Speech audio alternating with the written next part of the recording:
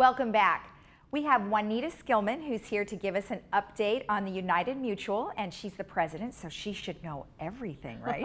Oh, don't I wish. Thank you, Lisa. Well, welcome. We had our meeting on Tuesday, and I'm so pleased to say we were able to cut 1 hour off of it. It was not quite 3 hours this time. As I mentioned last time I was on, and it was a 4-hour something meeting, that we have taken different steps to try to cut down how long they are, because we respect our residents who stay either in the boardroom to watch us or on television to watch it, and we kind of respect their time. So we made some changes with how we read resolutions. All of that material is still available, and it's all on the website, and if there's any questions they can call us and ask us, but we don't need to read every whereas and policy and everything on TV. It bores people to death. So this time we had 4 particular things that we approved, because we have new business, which is a first reading of anything that's coming up, and then we have a 30-day comment period for residents and directors to find more information, etc. And then unfinished business is where we actually get our voting in.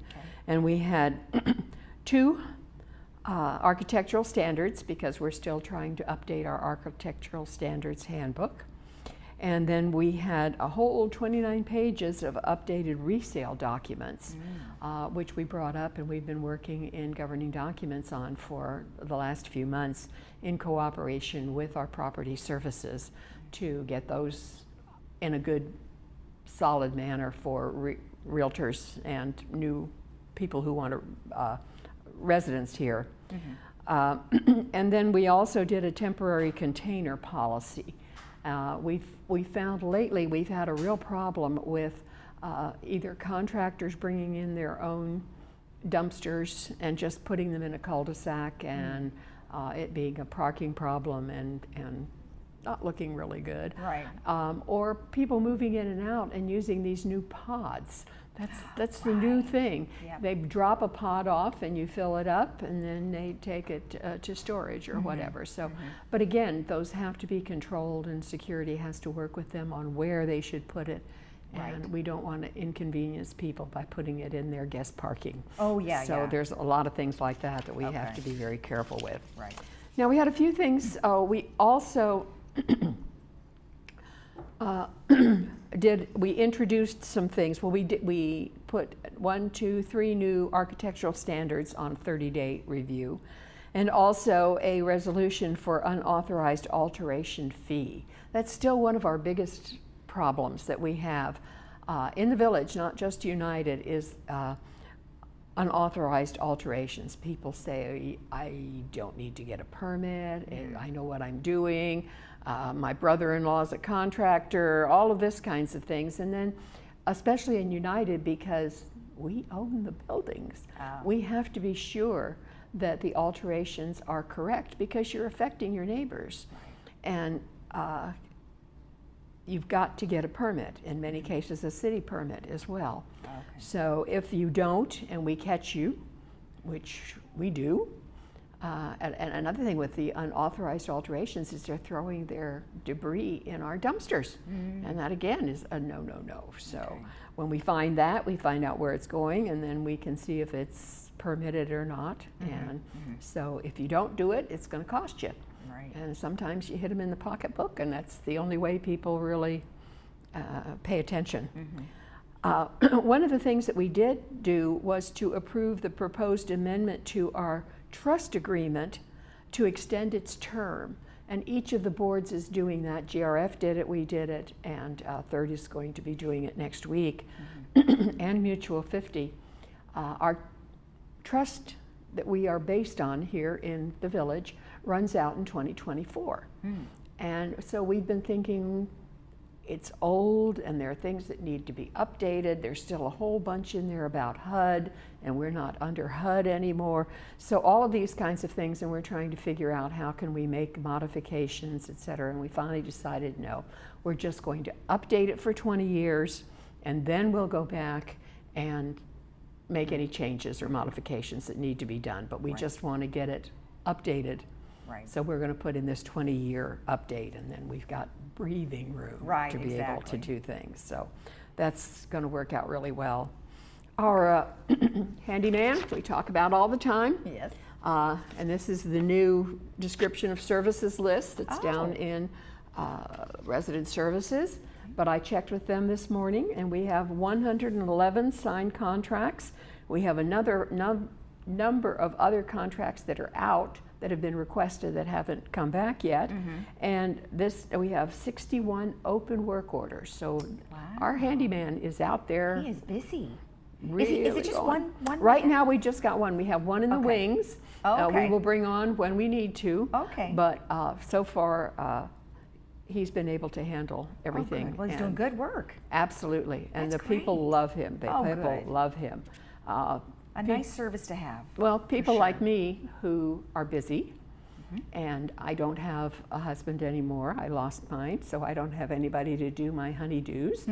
And so being able to call and have this guy come out and do these little things Right. that normally I would not get done. Right. So Well, I that's think good. that's really good. That is great. That's great. Now, census. Yes. There's people that are going to be showing up at doors. There are people in the village now. Every once in a while, the census years are on the decade years. So we had 2010, and it's coming up in 2020. Okay.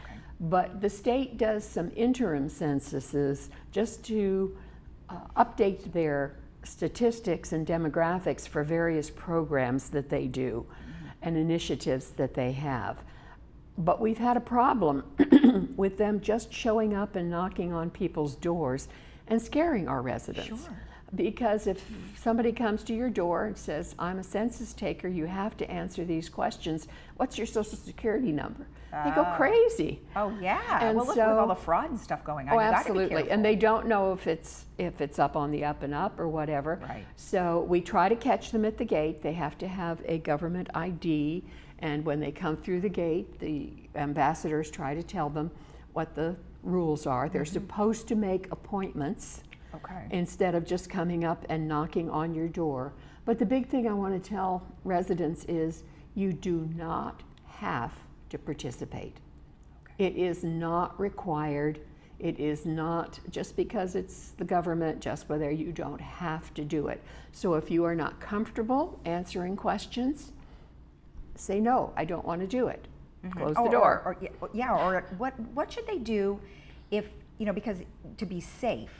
So you said that they have a government ID. So should they ask for them to show Right, the and ID? ask for a card. Okay. So that they're, but even if you don't answer their questions or want to do, get their card and call security and say, somebody did this is the card, and they will follow up on it because security is on this. Okay, good. And they really want to make sure that our residents are not only safe, but comfortable. Absolutely. But there are other people who have no problem talking to the census taker and love to give survey information and that kind of thing, and that's fine. But if you're not, don't.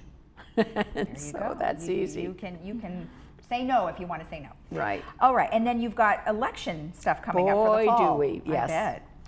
I bet. The election packets are out, are available. So far, in United, we've only had 2 picked up.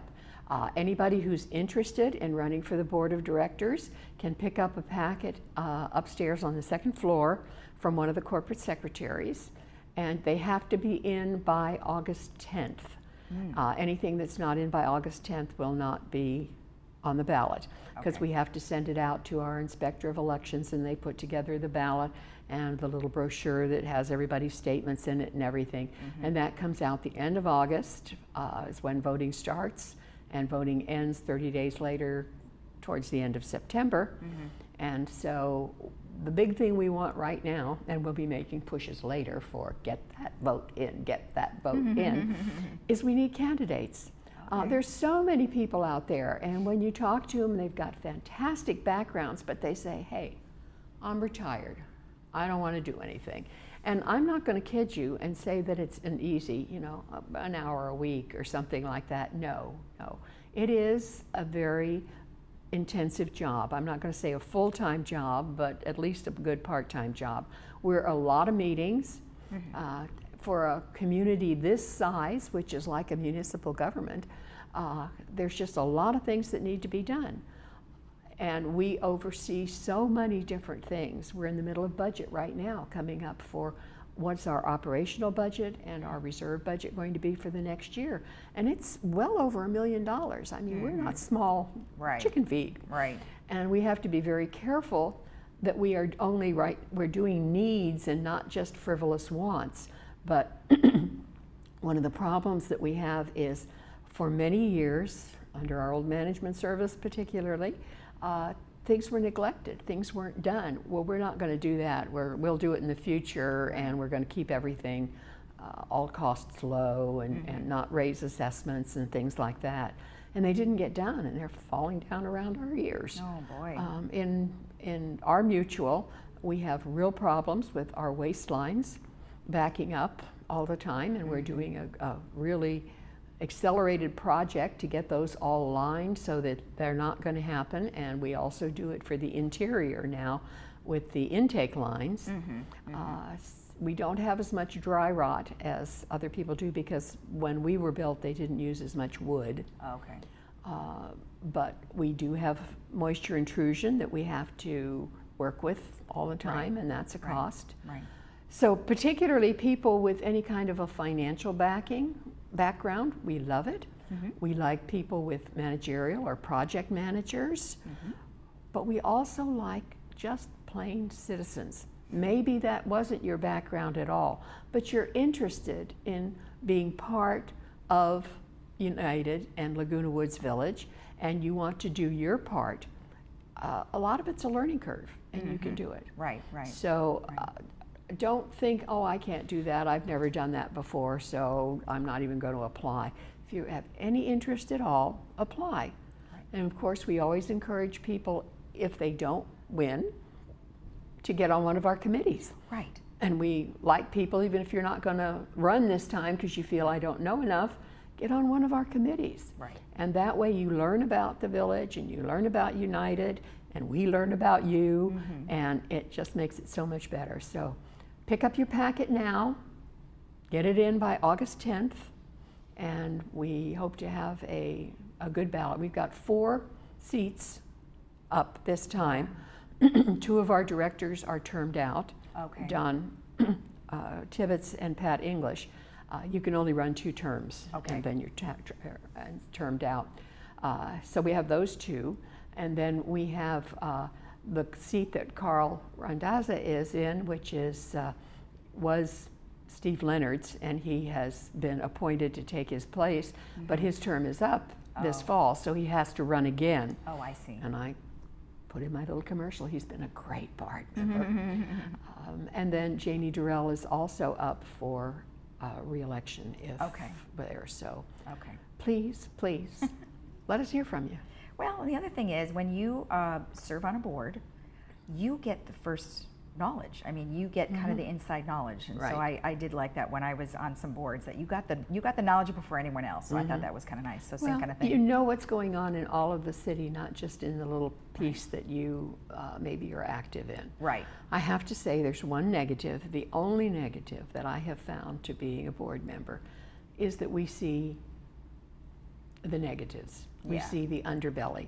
We have to do the discipline. It's such a small percentage of our residents, and we have to keep reminding ourselves, this is not what's up in the village. Right. This is just a few malcontents that aren't doing what they're supposed to and following our rules. Right. But it's kind of discouraging when we have to go through that disciplinary hearings once a month. Right. Well, you know, like you said, a small percentage, right? Very, very small percentage. All right. Well, always thank you so much for the update. We appreciate it, and you have a good weekend. Thank you. You too. Happy Friday the 13th. Yes, same to you.